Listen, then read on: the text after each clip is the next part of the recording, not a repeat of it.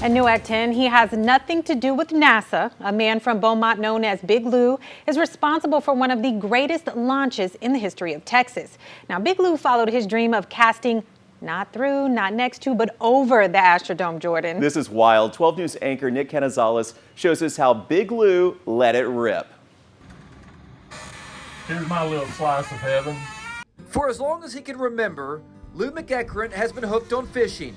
I caught a big stingray here with Mark McDonald, which would have been a state record if we got certified scales, but they weren't any. It's a collection that has spanned over 30 years.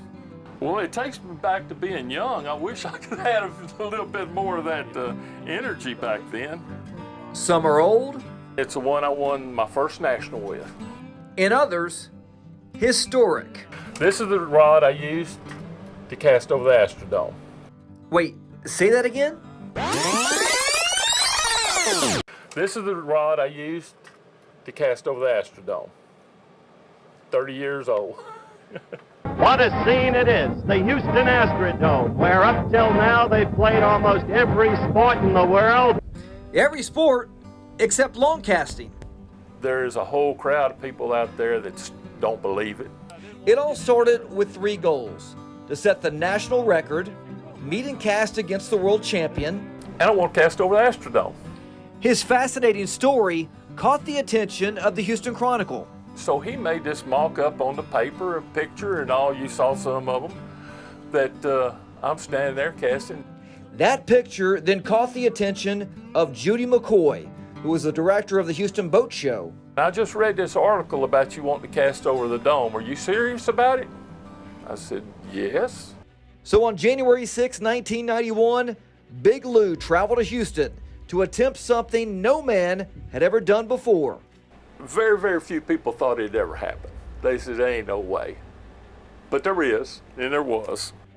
A man from England made Lou a custom rod that measured 13 feet 8 inches. Now he planned to use a 150-gram lead weight to carry the line across the top of the Astrodome. Now as Big Lou started making his way up the elevator shaft, an Astrodome official turned and asked him, "You think you can do this?" I said, "Yeah, no problem."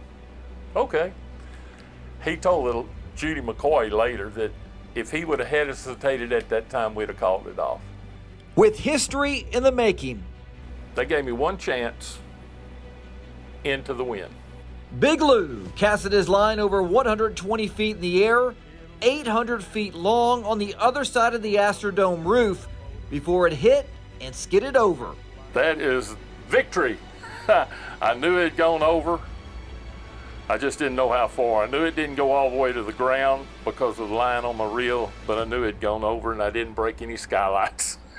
So in a place where legends, championships, and iconic moments took place, Big Lou has etched himself into history as the only man in the world to cast a weighted fishing line clear across the top of the Astrodome.